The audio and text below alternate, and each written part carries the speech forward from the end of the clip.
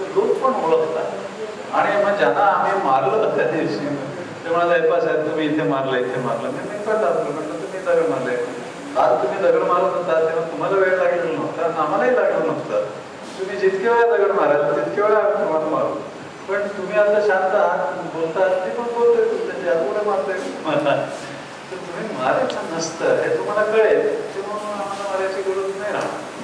तर it was very interesting. त्या म्हणजे मी मॉब कंट्रोलमधनं मॉब सायकोलॉजीमधनं स्पोर्ट्स सायकोलॉजीकडे, पण त्याच्यामध्ये मला टीमवर्कसाठी खूप चांगलं काम करता आलं असं मला वाटतं.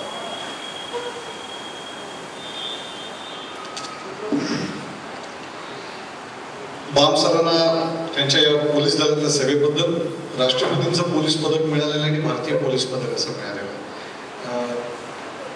आणखी 4 मिळाले. आणखीन 4 मिळाले. नाही पोलीस दलातच. मला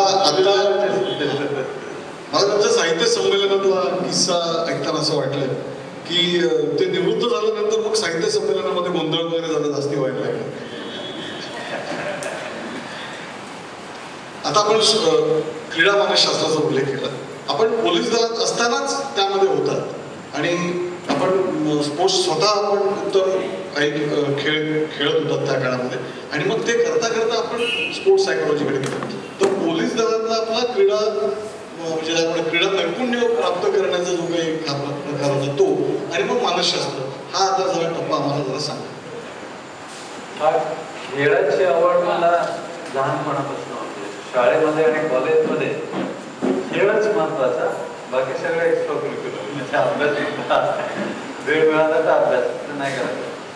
मला आठवतं 4 वर्ष कॉलेजमध्ये भरपूर उन्हाळके केल्या आणि मग BAच्या फायनल इयरला माझ्या ध्यानात आलं की आता मी परीक्षेला बसलो तर मी 3rd क्लास पास व्हायला तर मला काही त्याचा उपयोग नाही, तर मी परीक्षा सोडून दिली आणि मग 1 वर्ष त्या 4 वर्षाचा अभ्यास केला आणि पहिला त्या युनिव्हर्सिटीच्या.